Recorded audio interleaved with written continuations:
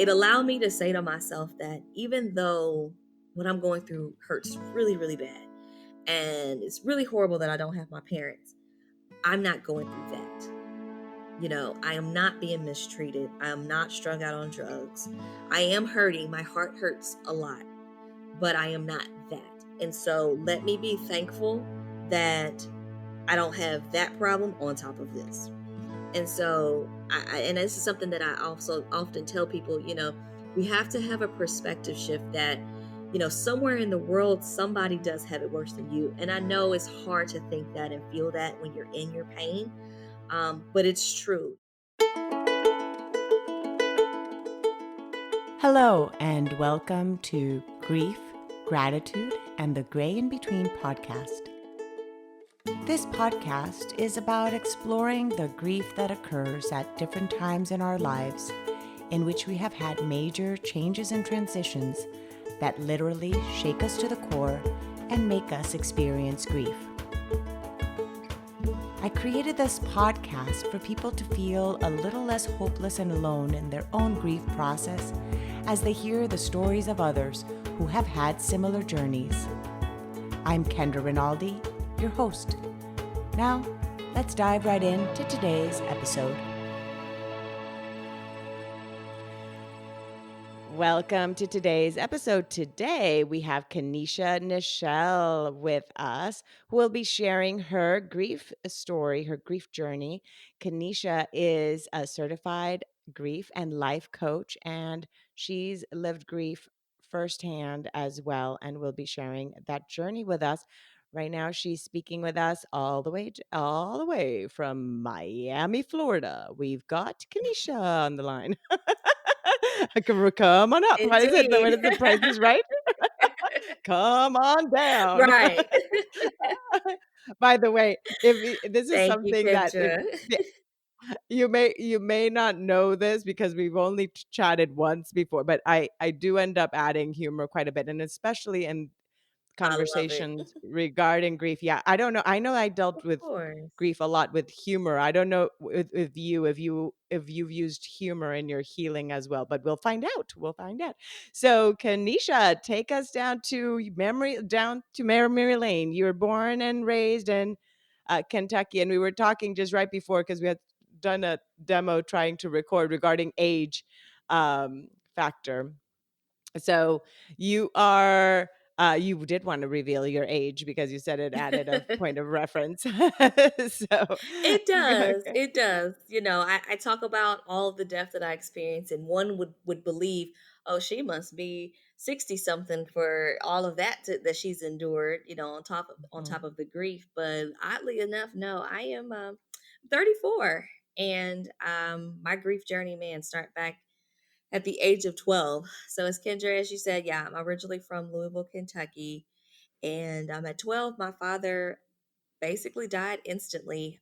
He suffered a brain aneurysm on a Wednesday, and by Saturday, he was pronounced brain dead. And so that was my best friend. I was a daddy's Mhm. girl, and so that was my first take with grief, and I didn't know how to deal with it. I really didn't. I hadn't lost anybody before then, significant to that degree to where it really truly impacted my life. So much so that I couldn't function. And, to the humor that you say, now when I share this part of the story, I thought that, I just didn't want to live and decided to use a butter knife to end it all. And Mm. not knowing that that just wasn't realistic. But in my heart of hearts at 12, the pain was that bad that I felt like, I'm trying something. And so, grief has that hold on you, especially depending on, who that person is. And, my parents were divorced and I lived with my father. So, my world was wrapped up with him. And so when it was taken from me, it was pretty tough to deal with. But after that, I moved with my mom and, lived life with her until she got sick, and she got sick with breast cancer. And at 21 is when she passed away from me. So at 21, I became an orphan. Which is a lot. Yeah, so 12, your dad, 21, your mom, and now you mentioned your parents had been divorced. How Mhm. old were you when they were divorced?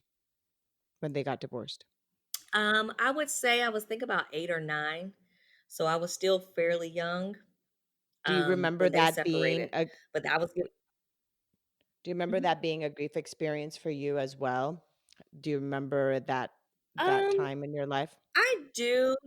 Just I a little bit it, that now I try to recall that part of my life, but it was a while ago, so it's a little foggy. But I do know, like I said, that they did split up, and I knew though that I was given the choice of who I wanted to live with, and I chose to live with my father.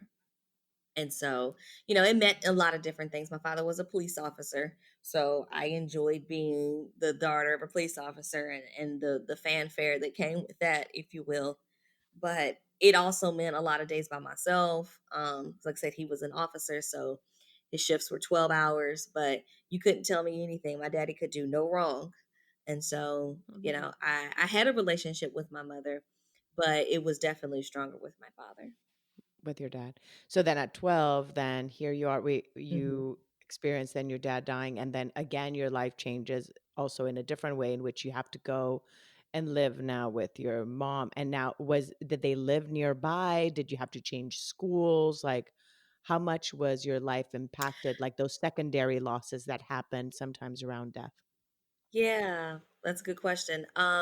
So my father did remarry.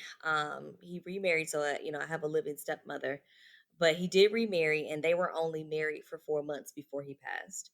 And so, the house that I grew up in and everything, they just my family all thought it was just best that I live with my mother. In the beginning, I didn't make that choice because that was my house, the house that I grew up in. And so now you're telling me that I have to leave this house to live with my mom. So it was kind of a catch 22. It's like you're ripping me from my childhood home to go with my mom. And it's like, well, I should go with my mom, but then you're taking me from my childhood home.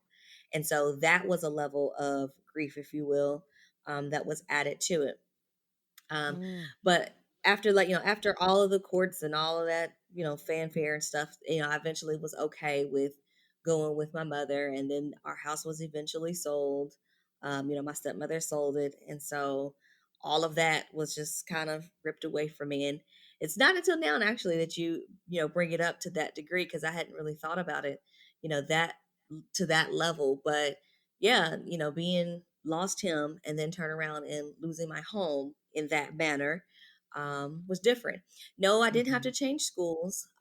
So thankfully, just, change buses, but didn't have to change schools or anything. My mom didn't live far. She was, 10 minutes, if that.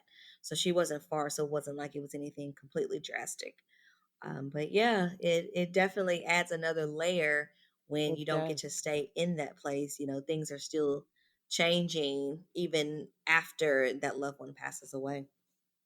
Yes, it is very interesting because sometimes in people, like when I've had conversations, those secondary losses end up being the ones that are even more either traumatic or life-changing than the actual death itself.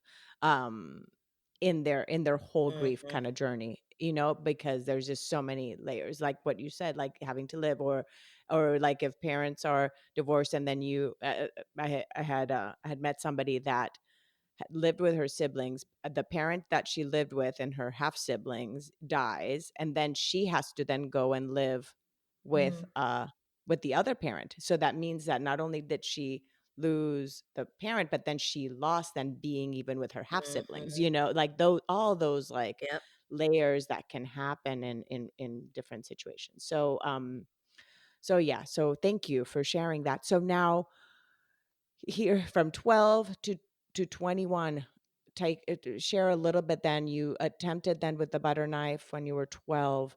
How else did you deal with your grief, and also how did your mom help you with your grief, being that she was no longer married to your dad? Her grief experience was very different than yours, so how was that dynamic? It was different, but it was still pretty significant. They were high school sweethearts. So, she experienced her own level of grief of her basically her only love passing away, her only love, the father of her child passing away. So, she had to deal with it in her own way. Honestly, I can't say how she did. I don't quite remember, if she went to therapy or anything like that. I don't recall her disclosing that to me. So I can't say, what she did on her end. But I know that I was put into therapy for me. Once the butter knife incident happened, it was evident that this loss was really impacting me more than people thought. So some people think, that when children experience loss, that because they're bubbly and happy and resilient, that it doesn't impact them the same way it would an adult. And I'm here to tell you that that's completely false. And it was evident because, before, I went through the loss and, I went back to school and things and was able to be around my friends. But the butter knife incident happened. And then that was kind of the light bulb switch for my family. Like, okay, maybe Kenisha's not okay. Maybe we need to That's get Kenisha some help. yeah. And so that was the first time. Yep. So they put me in group therapy with other children. So that was good. It wasn't like it was a one-on-one situation and I'm talking to some stranger. I went to group therapy and so I was in there with other kids. And the main thing that I do remember, plain as day, was doing art therapy. And they allowed us to be able to draw pictures of how we were feeling. And I just absolutely love that. I remember that. That's kind of why I incorporate that into what I'm doing today. But being able to draw out what you're thinking and feeling, it doesn't, in the moment, doesn't feel like therapy, but it is another way of releasing those thoughts and feelings that you're having inside. And so, people would draw angry faces, draw sad faces and crying faces. And all of that combined is just another way to release. And so I know that for me and as a child back then, it was important to be able to have a comfortable way to release. So if there is a child that's in your life that is going through the grief of a loved one, listen to them, talk to them, give them support because trust me, they're feeling it too. I know adults, you can see it and it's more evident in an adult, but for sure for a child, they need the help that they can get as well. Yeah, and the way that they, maybe react, as you just said, like, because they're so different, it may not look the same way as you as an adult dealing with grief. So it's important to be very attentive to maybe differences in their behavior, in their motivation, in Hmm. maybe at school, like whether they withdraw. I remember when my mom Hmm. passed away, like we made sure we told the counselor at school and the kids' teachers just to Hmm. kind of just pay attention if anything changed, Yep, um, at school that maybe we weren't noticing at home, but maybe they could see anything at school. So yeah, for making sure. sure to just keep an eye and asking people around you that are close to that child to keep an eye. So now take us then, so that you had therapy, do you remember about how long you had it for? Uh, honestly, I don't recall Yeah, how it's long. hard, yeah, it becomes like Yeah, a blur, a lot of that the was things, yeah. woo. Okay, Kendra, Dad, you taking me way back. Okay, so then take us into then how your grief started changing and your teens and then going to college, and then we go into your mom's, passing when you were 21. I would say my high school years and everything were pretty much okay. My father was a very strong figure in my life, so I wouldn't say that I had, daddy issues because he was absent. I mean, to this day, there's a lot of things that I remember about my father and how I even move and do things based off of just those 12 years with him. So I don't think I suffered the loss of his presence, his physical presence for sure, but I don't think that my life, kind of went in shambles, if you will, from not having him. So I would say my high school years were, pretty much okay. Of course, high school graduation was sad because he wasn't there to see me graduate and prom and all those kind of things. Took off to college.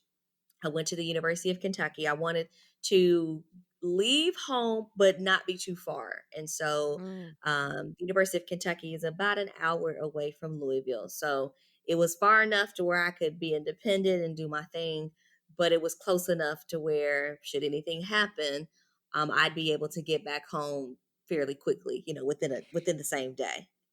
Can And I'm so, gonna interrupt you. oh, I wanna interrupt you there. That is such an interesting, thought because I you do did not say that. know had you not had your father pass away, wonder if Hmm. you would have had that same feeling of the not wanting to be far away, that fear of, like, Mhm, something's gonna happen if I'm not there, or if something happens, like, mhm, if that kinda carried on then of you choosing then to be home, right? Like, it's just a very interesting, ripple effect to some extent of what happened mhm. then with the choices you made even for college.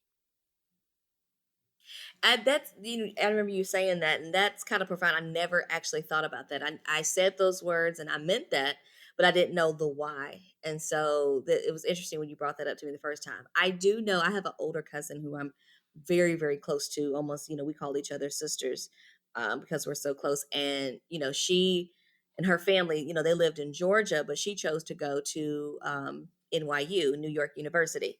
And I remember her, having the struggles to getting back and forth from New York to Georgia. And I was Mm, like, I don't want to do that. I don't want to be that far to where it's a struggle. It takes a day or two for her to get back home because something happened. And so I think all of that together was like, I'm going to stay, I'm going to go to the in state school. Plus, I love yeah, Kentucky, anyways. mhm, So I wasn't, opposed to it, but I did want to have my freedom. I didn't want to be the other type of person that goes to college and they still live at home and it's like, you can't really have freedom because, mm. mom is still on your back. So I kind of was trying to find a healthy balance between the two. But when you brought that up the first time, I was like, I never even thought about that. But it's true. I guess Eh I have that intuition. Yeah, yes, you had that. And and this is and I'm going to point this out as listeners are hearing this, Kanisha is a grief and life coach, yet sometimes somebody else's perspective and something you've lived, like having these conversations with someone may bring up something that sometimes we don't even know. So that's why even having a grief Mhm. coach like you or or like me is something that's important sometimes because or just even conversations with people. It doesn't even have to be just talking about this with friends and because sometimes hearing somebody's perspective when you're there an outsider Mhm. of the situation makes you see things differently and you're like whoa, I had never thought of that. So yeah, I love having these kind of conversations. I know I've had a lot of aha moments just of people bringing things up to me that I'm like, oh, I would have never thought that that's why I do the Mhm. things I do and What how I why do. I do them. So yeah. Mhm. So anyway, that is just and I'm sure you've been an aha moment for a lot of your Yeah, no, clients that's too, like when you're kind of bringing up yeah, that something to that the was a good one though. Out of all these years, I hadn't really I'm like, put the 2 together, that I would think that, almost as a premonition before it actually happened. So, yeah, no, that was yeah. good. Look at you. And maybe it's not and maybe it had nothing no, and maybe it had nothing to do with that. I was just like, "Oh, I wonder if, if that's Maybe, the reason," but but yeah, maybe not, you never know. Alright, so then you're in college, you're just an hour away, you're a drive away from home. Um, Now what happened then when you were 21? so, her diagnosis came before 21, and so I have to share, man, it Okay. was pretty horrible the way that I found out. Um So I was, at school doing my thing and I get a phone call for someone. And it's I think she was one of the members of our church and it was one of my mom's choir members. That's who it was. And so she called me and she was like, "Hey Kenisha, I just want to let you know that I'm praying for you and your mom and everything is gonna be okay. And if you need anything, you can always reach Oh out to me." gosh. And I was like, "What are you talking about?" And I was Like, like, "What are you praying for? "Huh?" What do you And mean she praying for she me and my froze. mom?" Yeah. Right. I was like, "Nothing's going on." I was like, "Well, what do I not know?" And she said, "Oh my God, you don't know." And I was like, "I don't know what?" And so she was like, "Okay, I'm so sorry. I didn't mean to, call you and scare you like that." She was like, I'm not the one to tell you. I think you should call your mom." And I'm like, okay. So of Oh course I hang up gosh. on the phone and I call her and I'm like, Oh, Ma, I just got this phone call telling me that people are praying for you and that they're gonna help us. And I'm like, what is going on? And she's like, well, and the thing, I believe this was like a Tuesday. They used to have choir rehearsal on Tuesdays. And she was like, well, I knew you were coming home this weekend, so I wanted to wait till you came home this weekend to tell you. And I was like, tell me what?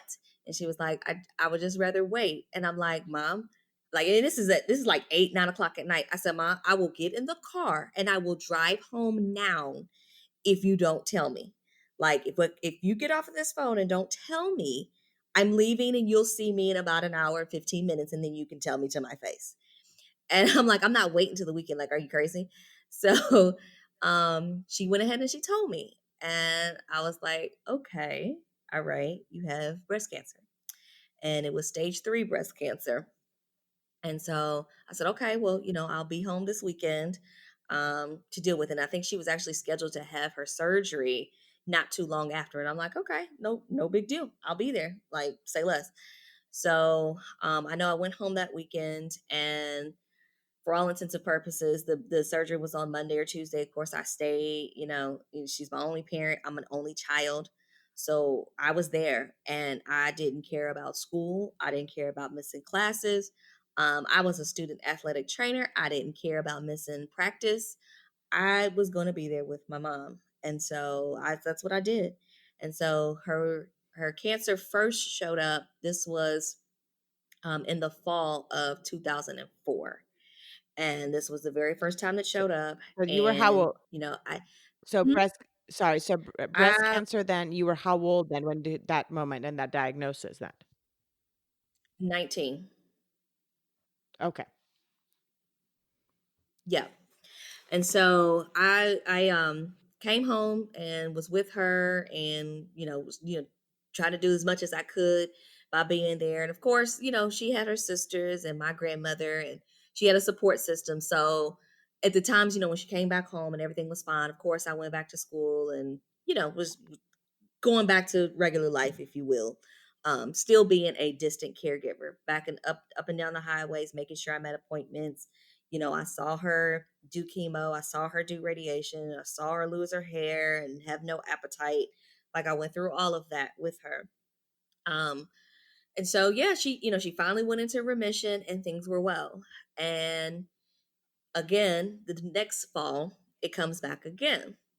And I'm like, okay, what are we going to do? And they're like, well, we can do the same treatment again. Really wasn't much surgery to do, because they'd already removed the lymph nodes. And so it's like, okay, we'll just do, chemo and radiation again. And so she goes through all of this sequence again. And, I don't know how long it lasts, maybe a couple of months or so. And she went back into remission and everything was well and we were all happy. And so it was Thanksgiving of 2006 that we decided to go to New York City for Thanksgiving. Again, that's where my cousin lives. And so, we went to visit her and my aunt, my mom's sister. We all kind of made it a girls' Thanksgiving. And on this flight there, my mom was complaining of a headache. Like she was like, I can't, like my head is just knocking. She was like, pills are not helping. Like my head is pounding. And so we're on this trip and, we have a good time, have a blast. And then we're coming back home and her head is still hurting from being in flight. So she goes to the doctor and, they scan her and everything. And they say that the tumor has metastasized to her brain. So now at this point, it's no longer just breast cancer, it is a brain tumor. So, they decided that she should have some. I can't remember the technical name for it, but it was like a laser surgery for the brain. And so, the facility where they were going to do this was actually in the same city where I was at school. And so this was a blessing because she was literally staying on campus. If you're familiar with the Ronald McDonald House, they allow folks to stay there free of charge. And so they have a Ronald McDonald House on my school's campus. And so, literally, in between classes or before I went to practice, I was able to see her for several weeks because she stayed there to have this laser surgery. And so They did all of that. They said they got it. um, Mm, but I do believe that they didn't catch it in time, or they caught it too late, because they had, the cancer had then metastasized to her lungs. And this showed up, I can't remember exactly the month, but I would say this would definitely show up, um, I would say around April, May is when it showed up in her lungs. And so when this happened, it's like, okay, we were given a couple of options, surgery, not do surgery. She could do a chemo in a pill form, because, she didn't necessarily want it like in her chest. Um, but we decided to opt for the surgery. And so, we scheduled the surgery later on down the road, in May, which is Mother's Day. I decided to do a party for her. It was a pink party, but just a Mother's Day celebration, just all for her, just to honor her and celebrate her life and allow her to get with her friends, because I could see my mother deteriorating, and I mm, didn't know how long, I was going to have with her. And so it was that phrase, give them their flowers while they can still smell them. That's what I, was zeroed in on. I wanted to honor my mom while she was still here, because I didn't know how much longer I had left. And that's the mm. reason why I wanted to go ahead and do this party for her. And it was all about her. Everybody wore pink, and it was all of her closest friends and choir members, and just to love on her and just to show her that we are here and we're supporting you and we're fighting with you. You're not in this by yourself. I just wanted to shower her with the love, because I didn't know how much time I had left. And so we went ahead and ended up having the surgery scheduled, for the beginning of July. And she had the surgery, and um it was not successful. She came through the surgery and she was okay, as far as, coming off of the table, but she was not the same person when she came off the table. She began to retain water and eventually went into a coma, and on July 13th she passed away. So, yeah, from And this May is to this is July I had no two, idea. and this Yeah, is I was at gonna say this from May point to from May to 2007. this is 2007. 2007. Yep. Mm. Yep. Yep. Had no idea that literally just about 2 months to the day, because Mother's Day was probably like May 15th or something like that, that she wouldn't be here. So that is You one didn't memory that know, I but hold your very intuition close. did. You didn't know, but Well, your yeah, like I intuition said, did because you yeah, did that's I why you could did watch that her. big party. Yeah, that's why you did Hmm. that big I party could for watch May and see her in May. deteriorating. Mm. Yeah. The And I didn't know the, when. So yeah. No, that's the thing, right? We never know. No, none of us know the when. the It's the day or the mystery hour. of, yeah, the mystery of death. I mean, it's similar with birth, right? Too. With birth, we True. can have an Yeah. estimated date, and even still, like it doesn't have, you know what I mean? It's not even that's not even guaranteed unless it's a C-section, right? Right. So, Right, so, right. so, so I guess the way we enter the world and the way we leave is that kind of a little bit of Hmm. unpredictability in both. The So then at that, were you at the hospital with her? How was that moment? Were you there when she took her last breath? I was, again, intuition. So 2007 was pretty rough. The week before she passed, one of my uncles on the opposite side of the family was killed in a motor vehicle accident, and this was Fourth of July weekend. And so the night of his wake, before the funeral, the night of his wake, which was had to be July the 12th. Um, I just had a feeling. I was with my mom the whole day, and I left to go to the wake to be with my other family and pay my respects.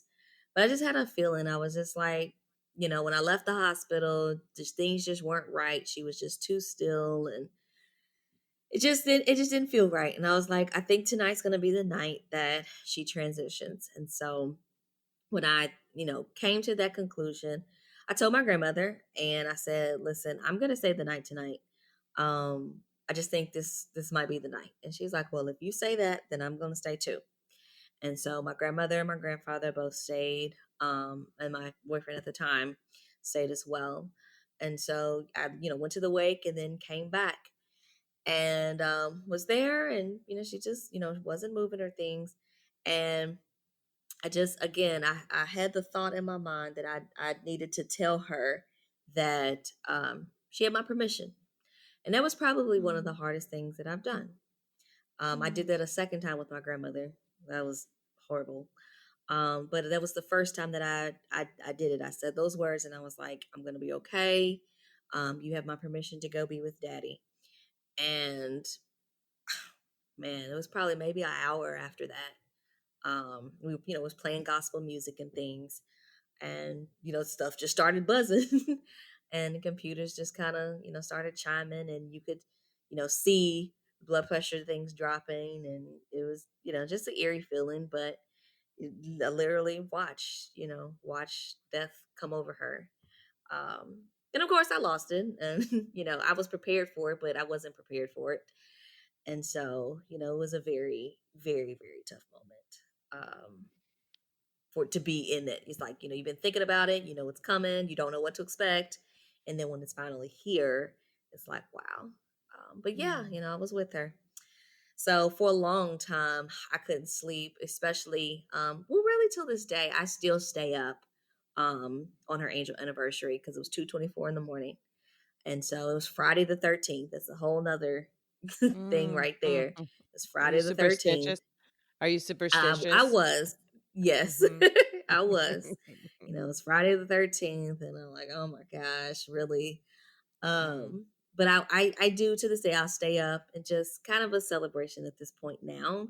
But before I couldn't sleep, it was just, I just had to be up and just in that moment, because I was there.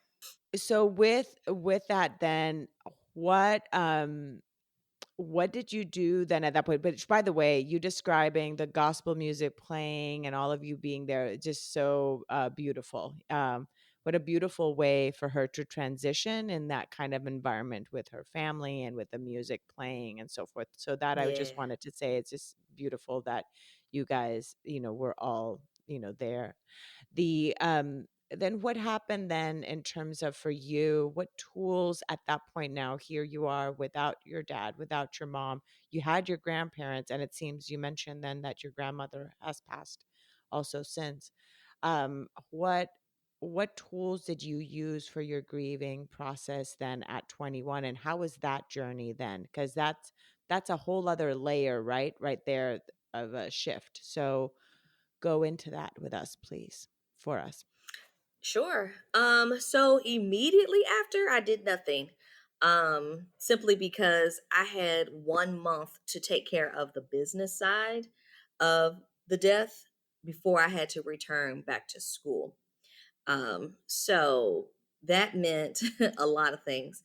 So it was not only, just the funeral, but I later found out, because she kept a lot of things from me, just protecting me. But I later found out that our house had gone into foreclosure because she wasn't able to keep up with the mortgage. Why? Well, she was sick, and so she couldn't work. And, disability wasn't paying for enough. And so our house had went into foreclosure, and even I knew she wasn't working, so I had actually picked up a part-time job at the school's bookstore to try to take care of my small expenses, gas money and groceries and stuff like that. So I hopped in myself. Didn't have the time, didn't really have the time to do it with everything else I had going on, but I wanted to do my part and help out with the family. So I right after the funeral and things, we had to do an estate sale. So we had to sell all the possessions in my house. That was a horrific moment of literally just seeing price tags go on everything in my house and watching people come up and buy my possessions. Mm, So I had to endure that. I found out her car was being repoed, and so we just gave the car back. Thankfully, my car was paid for in cash because I got it from my father, my father's um, will, and so they didn't take mine, but they took hers, and so moving out of the house and essentially was homeless. Now I had an apartment at school, so I had a place. But when I would come home on the weekends, I wasn't going back to the house that I was known for going to. Thankfully, I had an aunt who said, "Hey, whenever you come home, you're more than welcome to crash here, stay here."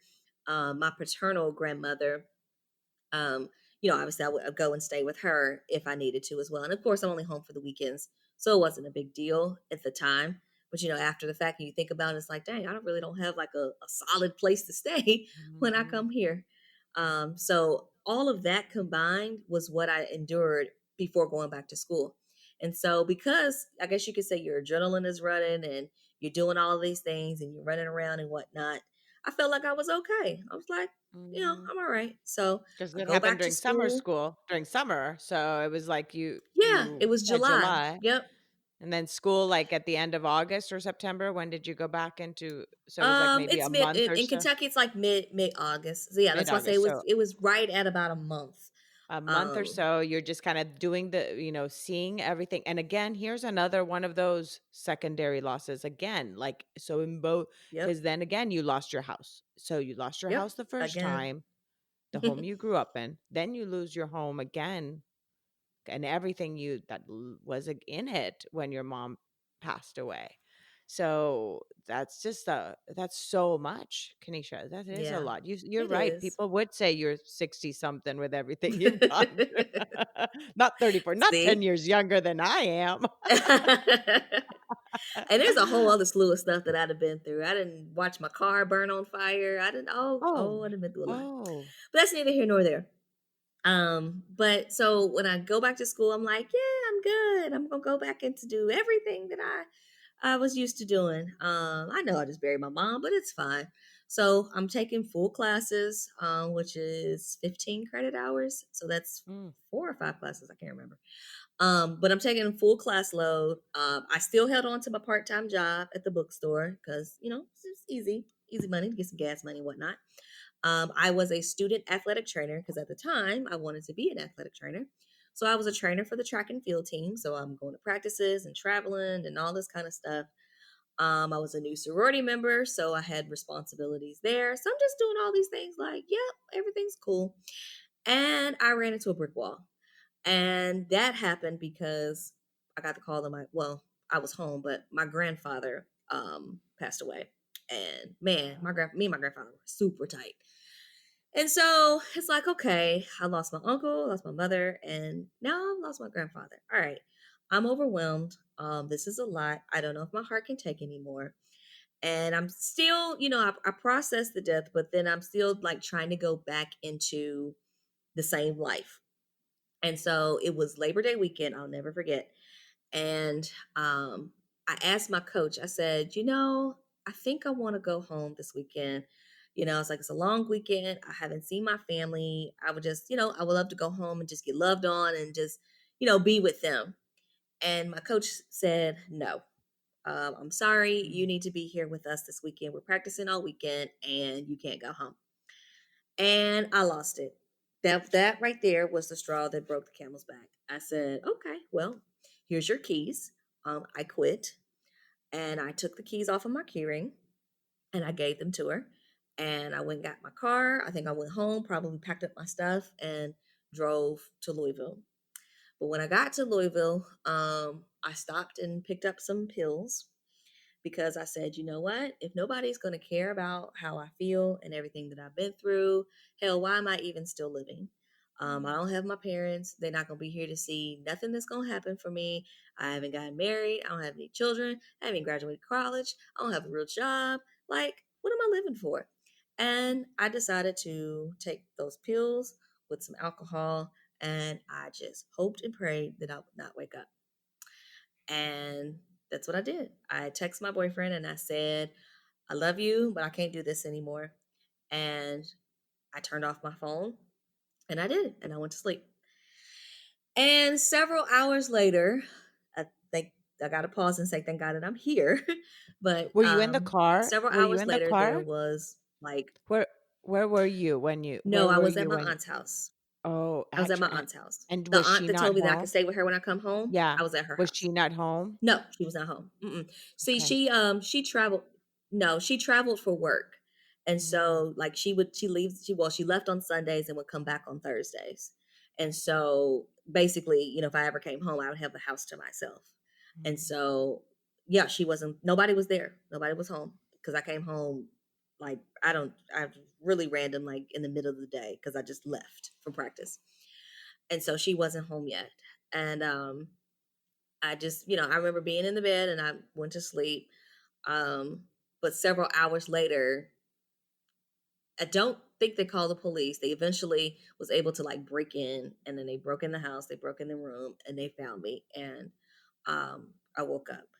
And so they ended up calling the hospital, calling the police and calling the EMS. And I went to the hospital, got my stomach pumped, and then they transferred me to a mental institution. Um, well, actually, you know what? They asked me if I wanted to go. They asked me if I needed some help. And I said, this is tough and this is really hard. And I can't really do this by myself. And so they gave me the choice. And I said yes. And so I was committed to a mental institution for 4 days because of this suicide attempt. And honestly, in the moment, it was horrific. Oh, those places are really, really sad. Mm. Um, and even like, I had a roommate and, listening to her story, it was bad. And, they lock the doors, you can't leave.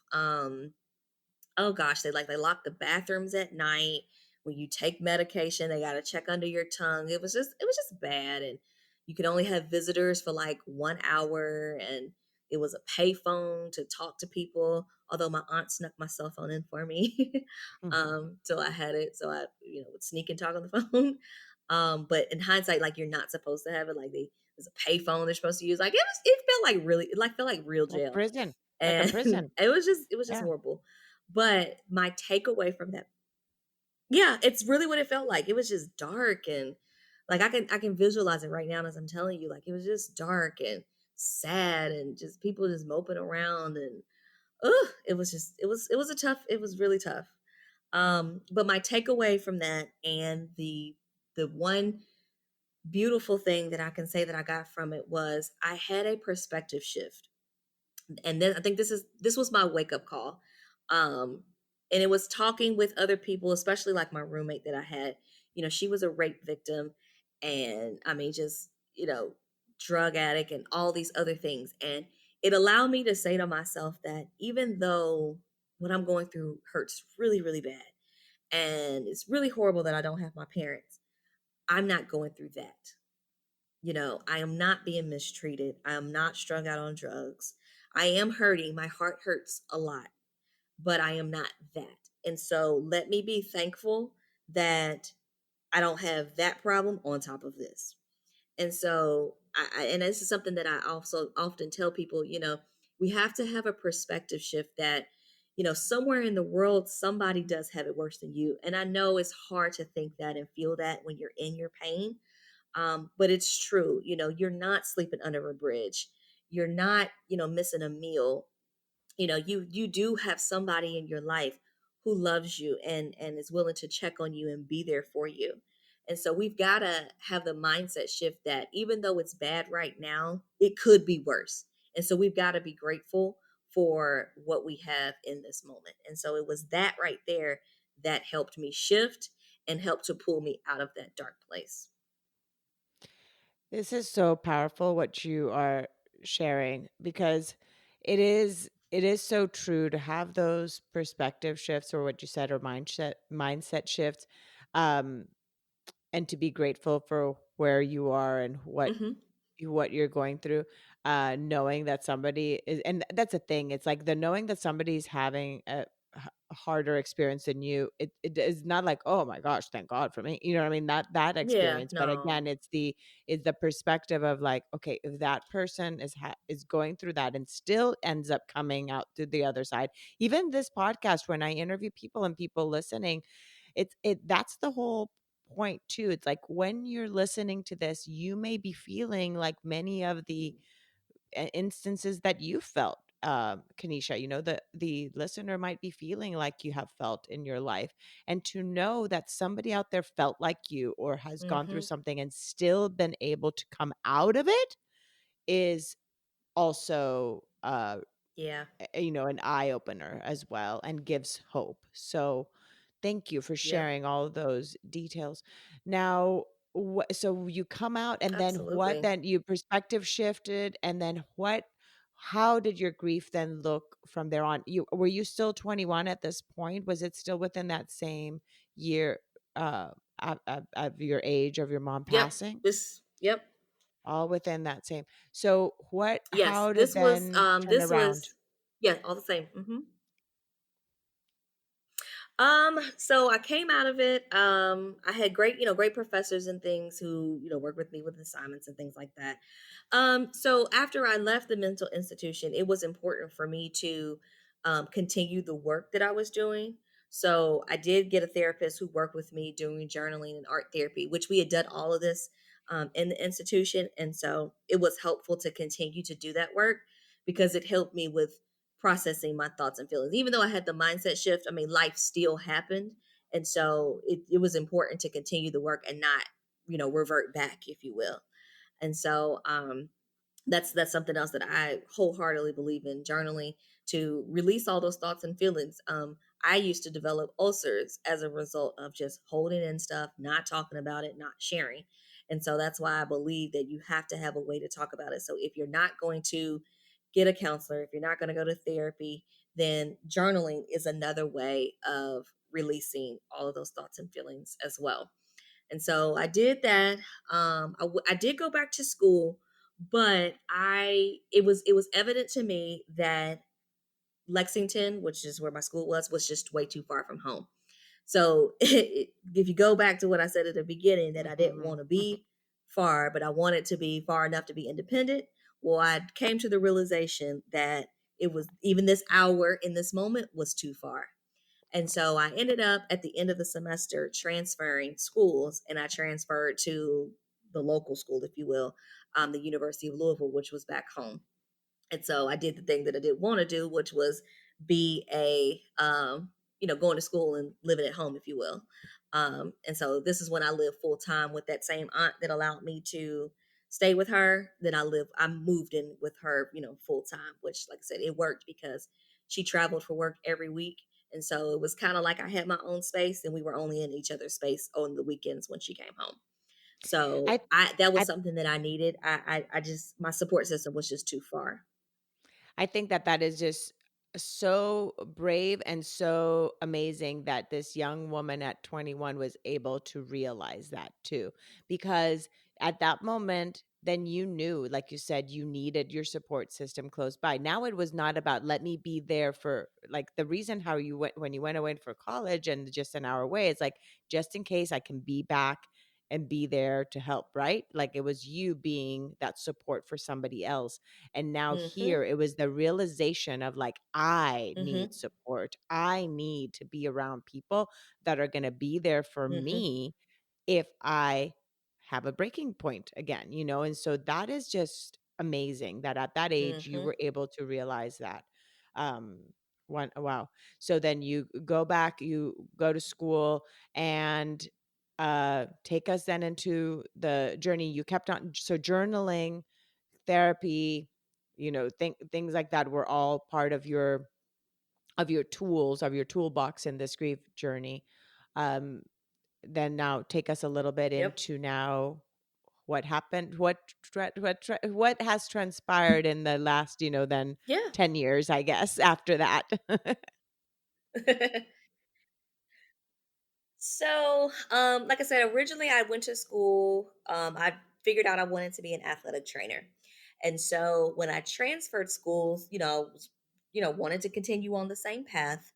But when I, met with my advisor and they saw my transcripts and grades and things, they were like, Kenisha, you could do it. She's like, but it's going to take you probably 3.5 years because you failed so many classes. You're going to have to retake a lot of courses if you want to continue with this track.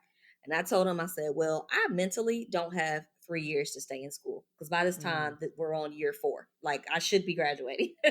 mhm. um, and I'm like, I'm not getting ready to be a 7 year, 8 year undergrad. Like I'm not going to do that. And I don't have the mental capacity to do that. I will quit and I will probably start doing some illegal stuff to make money. So What can we do to help me get out sooner? And they said, well, have you considered changing your major to sports administration, which is the business side of sports? So not, being a trainer and the doctor, if you will, but still working in the sports environment because that is something that I really do enjoy. And I said, okay, well, how long would that take? And they said, about a year and a half. You have to do a semester internship. You got to get a job somewhere and intern. And then, we can, update your credits and we can get you out in a year and a half. I said, perfect. I'll do that. So I switched my major to sports administration. I did my first semester there and then I had to have an internship. So if you know anything about the Midwest of the United States, this time of year, literally right now, like October 21st, it is dark and gloomy. Even, I just went to Kentucky last week. Oh my goodness. Mhm. On Sunday flying back, I was like, I gotta get out of here. It Mhm. was dark, it was gray, it's starting to get cold. It was crazy because we went on Friday and it was beautiful and it was sunny and I was happy. By the end of the week, by Sunday, I was like, I told my husband, I said, I gotta get out of here. This right here is why I left. So being in that mindset and knowing that, I was like, I want to leave for my internship. I don't want to stay here. If this is my opportunity to leave and to travel and to, do something different, I want to take it now. And so, long story short, I ended up getting a internship with the Orange Bowl Committee, which is one of the bowl games for college football, and it's in Miami, Florida. And so, of all places in the continent of the United States, God would position me to get to the most beautiful and sunniest and warm state and city so that I could just take in all of that. And that right there is what helped me the most with my group journey. Coming to Miami, being able to go to the ocean and just be in the sun and the warmth. And of course, working in sports, something that I enjoyed, all of that together is really what like sent me through this grief journey. And that was actually the start of my career in sports. That is quite a journey. So now you mentioned your husband, so you're married, you have a daughter as Hmm. well. So how Yes, so share a little bit then about the present and now of what it is you do. And again, it's like a whole 180, it Kenisha, is. right? It really is. It really is. So like I said, came down here for the internship, fell in love with it, of course, networking, meeting people. That was the fall of 2009. And so after the game, moved back home. I was here for 5 months on my own. I had never left Kentucky like that. I just packed up my truck and I moved down here on nothing but faith. I didn't know anybody. I had no clue what I was doing, but I just left on faith. And so when that opportunity was over, went back home, of course, and finished classes and I graduated. Um, and I had decided, I was like, I like Miami. I think I won't go back. And so, yeah, I spent a couple of months, like I said, reaching out to folks and making contacts where I eventually got a job with the Miami Dolphins. And so that allowed me to pack up for good.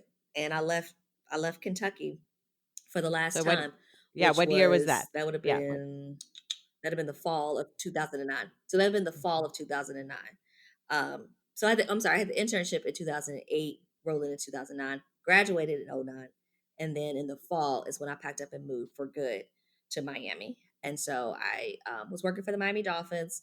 I had enrolled to get my master's in athletic administration, which I did graduate in 2014. So I have my master's in athletic administration.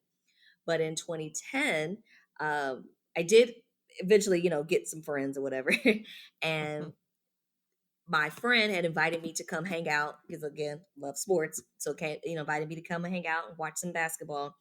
And there was this guy there, and his name was Dennis. Mhm. And he was there, and ironically, he wasn't even speaking to me and talking to me. But fast forward, he eventually asked me out and all that kind of things, and we got married in April of 2012, and Oh, then so our that daughter was born in September of 2012. okay. So that was And so, fast. So yeah, you I've, just, yeah, I've for done a lot in two sports. I've, like I years said, you I've dated worked basically before you got married. And now I'm totally 2 like years. nosy. I'm like one of those people that want to know like all the little details. And, You yeah, like I said, stopped worked in mentioning sports. I've worked your for the boy. Orange Bowl. Mhm. I'm sorry, go ahead. Oh, oh, nope. I had lost you, so I was talking over you. Um what happened with the boyfriend that was there when your mom passed away? Like what happened with that? How what year did you guys break up? That's just me Well, being nosy. it wasn't long afterwards. Oh no, you're fine. That was so she died in 2007. I would say March, I think it was March of 2008. You know, it was tough. He was with me as I went through the suicide attempt, of course, and Mhm. came through that. But it was still tough. Um and he not I have to mention, he was also a year younger than me, so that kind of played a role as well. But it just became a point where it was still tough. um Even though I had come through the worst part of my grief, which was the suicide, I still just wasn't thinking right. I still wasn't, doing everything right, if you will. I'm still just trying to figure it all out and hoping that he would ride the wave, but it just, it didn't work out. And so, we're still friends because I think that situation still keeps us connected. But Yeah. yeah, it just didn't work out. I was wondering that because when you've been through something like that, not only was he there for your mom's passing, but then like you said, for your own, suicide attempt and your mental institution component and all that hard part in your life, I guess it does create some kind of a bond because you've experienced I've got at least gone through something similar, right? Or I mean, he's been there. He was there for you for that. But Hmm. so now Dennis, Oh and then you yeah, have your and I think daughter it was a now. season thing too. Right, right. And now you have your daughter. And Yeah, now take us yeah. into what it is you We do now with your listen. coaching. So now, because of COVID, is how I've actually switched into this.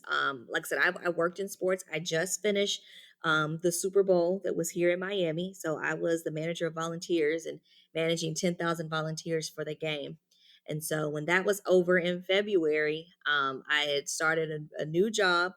I was slated to be the staffing and events manager for an organization that does basketball camps for high school athletes on college campuses, and they do about 100 of those across the U.S.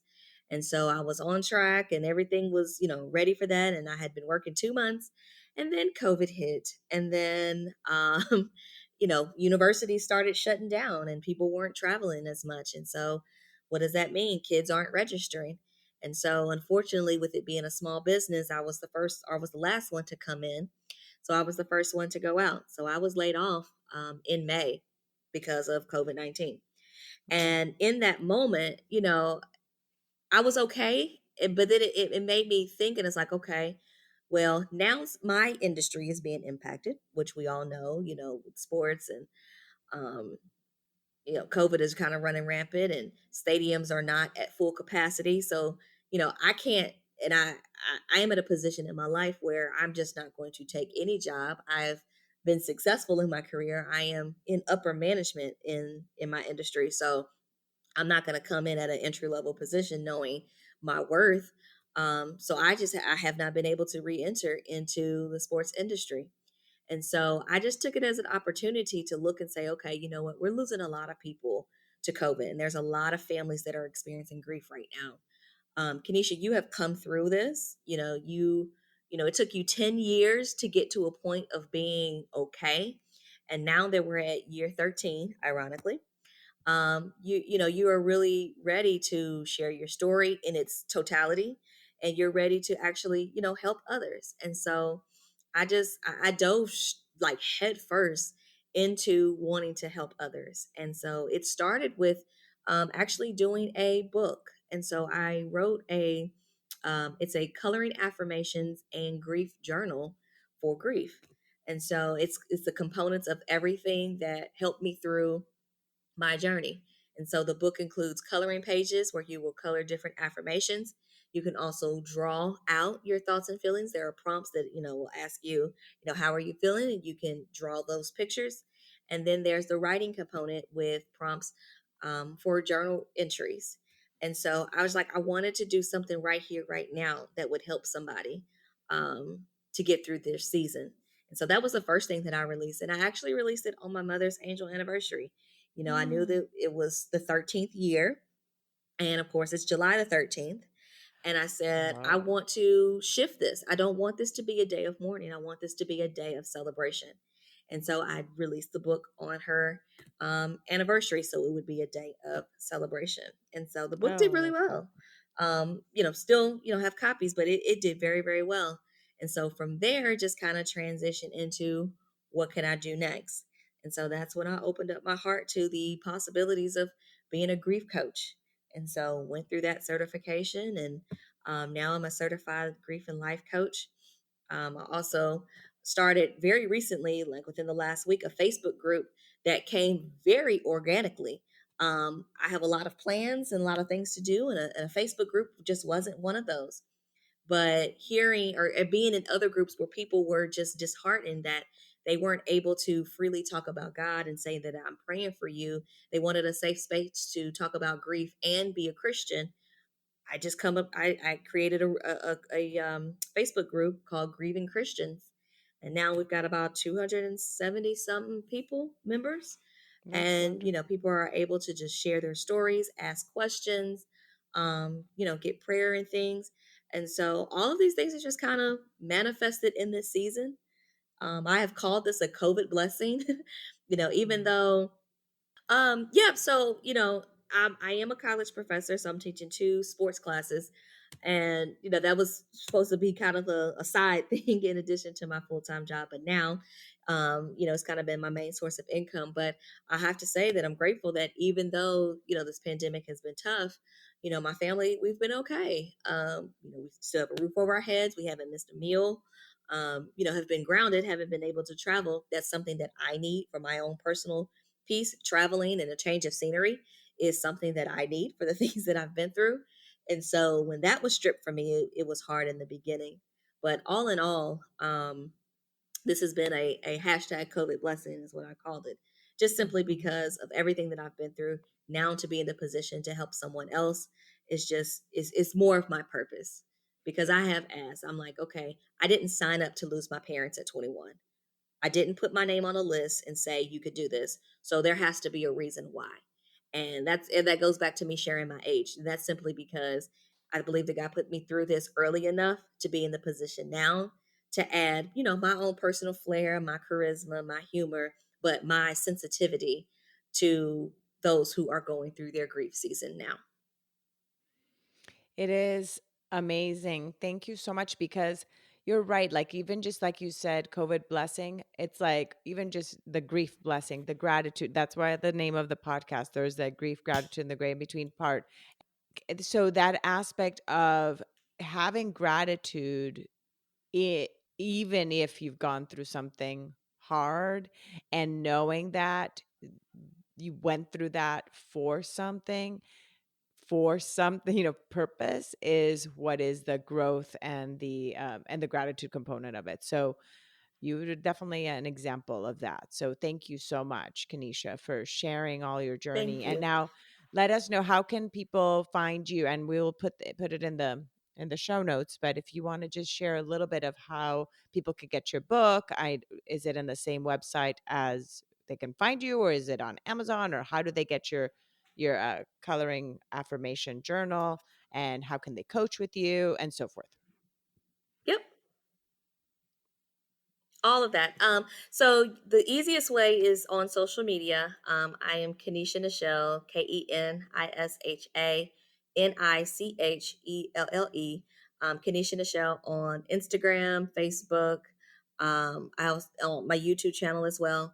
But KenishaNichelle.com is where you can click and you can join the Facebook group. The books are on there as well.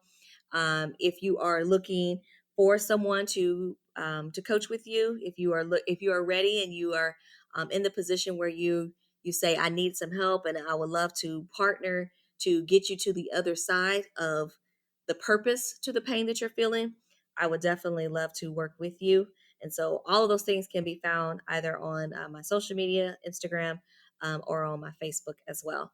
I also do a show called Two for Tuesdays, Grief and Motivation Talk every Tuesday at 12 noon Eastern Standard Time, where just kind of connect with you and talk about, 2 points of tips that we can get you through your grief season and through everyday life. And how do they do that show? How do they do access that show on social media? That's live on, yep, that's live on Instagram. Yep, that's live on Instagram on Tuesdays at 12 Eastern. If you are unable to make the show live, because I'm interacting, asking questions, answering questions and things. If you can't make it live, then they're always saved and they're uploaded to my YouTube channel. And so it's about 13 episodes by now, I think, that are Ooh. uploaded. So you can go back and listen to all sorts of different topics. Like even last Tuesday or yesterday, we talked about returning to the place where you met grief and finish what you start. I'm just in awe. I'm in awe of you, of how much you've just been able to accomplish. I mean, you Oh, went through a lot in a short period of time in your life, by the age of 21, went through so much. And then right yep, now, all this shift and taking this change and, your loss of your job with COVID and stuff, that suddenly creating all this and all these resources in such a short period of time. Really, I'm in awe. So thank you so much. So grateful to have had you on the absolutely. show, Thank you. sharing all your insights and your journey. And everybody now knows how to connect with you. And I'm excited to keep on getting to know you through our Instagram Absolutely. friendship as well, and beyond, Yes. and beyond. Thank you once again. I know. Thank you so much, Kendra, for having me. It's been an honor. Thank you again so much for choosing to listen today. I hope that you can take away a few nuggets from today's episode that can bring you comfort in your times of grief. If so, it would mean so much to me if you would rate and comment on this episode. And if you feel inspired in some way to share it with someone who may need to hear this, please do so. Also, if you or someone you know has a story of grief and gratitude that should be shared so that others can be inspired as well, please reach out to me. And thanks once again for tuning in to Grief, Gratitude, and the Gray in Between podcast. Have a beautiful day.